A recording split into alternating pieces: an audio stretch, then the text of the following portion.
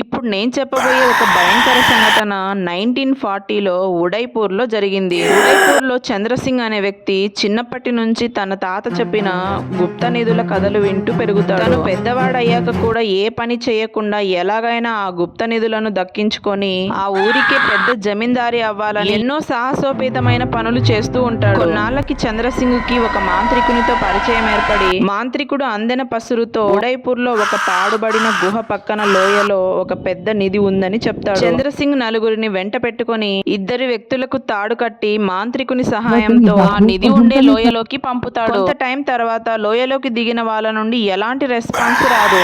తాడు బయటకి లాగి చూసిన వాళ్ళకి పెద్ద షాక్ ఎదురవుతుంది. తాడుకు కట్టబడిన 12 అస్థిపంజరాలను చూసి మిగిలిన వాళ్ళు అక్కడి నుండి భయంతో పారిపోతారు. ఆ ఊర్లో వాళ్ళందరూ ఇప్పటికీ చంద్రసింగ్ వారసులు ఆ దుష్ట ప్రభావాన్ని అనుభవిస్తూ ఉన్నారని అంటుంటారు. వీడియోని లైక్ చేసి ఇలాంటి మరెన్నో రియల్ హారర్ ఇన్సిడెంట్స్ కోసం ఛానల్ని సబ్స్క్రైబ్ చేసి పెట్టుకోండి.